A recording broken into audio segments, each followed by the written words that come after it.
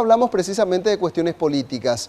La Corte Suprema de Justicia y aquellos juicios políticos a sus integrantes que habían quedado flotando desde el año pasado. Al parecer hay una doble condición, tanto desde el Consejo de la Magistratura como del Congreso Nacional. Y dicen, promovamos el juicio político a aquellos que quedaron pendientes para conformar la terna, y del otro lado del Senado dicen, conformen la terna y posteriormente hacemos el juicio político. ¿Quién dará el brazo a torcer? Es la consulta, Jazmín. De vuelta contigo. Así es, y bueno, y con mira justamente a encontrar un punto intermedio, es que se desarrolló esta mañana bien temprano la reunión entre el presidente del Consejo de la Magistratura, Enrique Riera, con el presidente del Congreso Nacional, Mario Audo Benítez.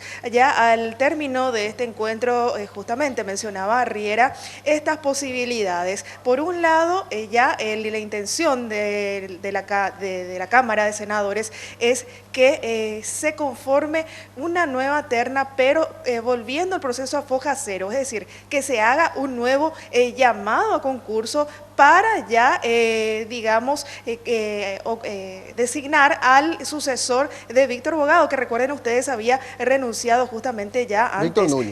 Víctor Núñez, sí. Perdón, que había renunciado antes de ser llevado justamente a un juicio político. Quedan 3, entonces lo que podría ocurrir es que justamente ya se tenga en calendario el juicio político a los 3 que restan para iniciar el proceso ya por los 4, es decir, llamar a un nuevo concurso y conformar nuevas ternas. Pero esto es lo que mencionaba al respecto Enrique Riera.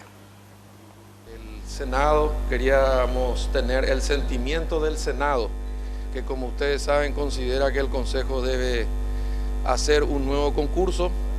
Nosotros tenemos pensado tratar este tema esta tarde y también le planteamos nuestra preocupación ya transmitida por todos ustedes de la posibilidad de calendarizar el juicio político a los 3 ministros de la Corte, que para definir esa incertidumbre que le hace muy mal a las instituciones.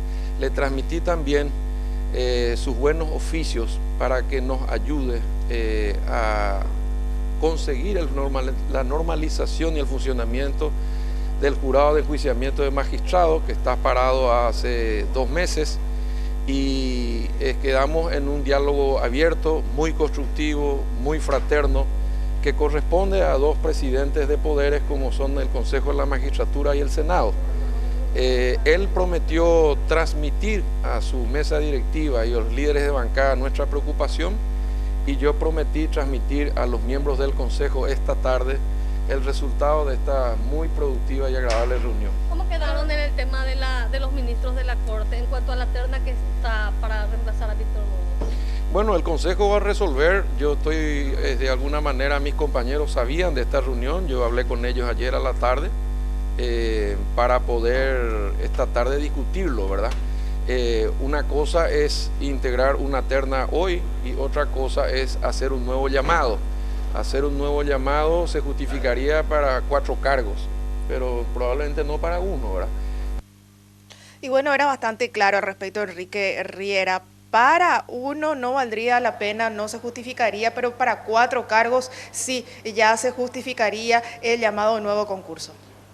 Claro, porque hay un gasto considerable allí que se debe efectuar para todo este protocolo que recordamos fue bastante extenso, sí, con varias audiencias públicas incluso que se realizaron para designar aquella terna de la cual había escogido el Senado a Linneo Isfrán y que el presidente Horacio Cartes no lo aprobó. Y era precisamente debido a esos costos y a esos tiempos también que ya desde el Consejo de la Magistratura se había propuesto conformar una nueva terna en base ya al concurso realizado, es decir, conformada por los 2 postulantes que habían quedado en esa terna y sumado a otro que también tuvo la mejor puntuación inmediatamente después de ellos.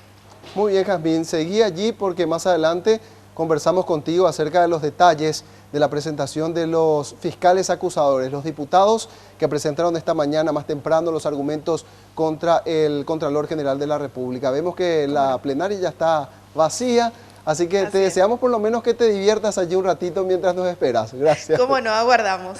Allí está nuestra compañera Jazmín García desde la sala de sesiones en la Cámara de Senadores, donde más temprano decíamos se presentaron estos argumentos en contra del Contralor General de la República.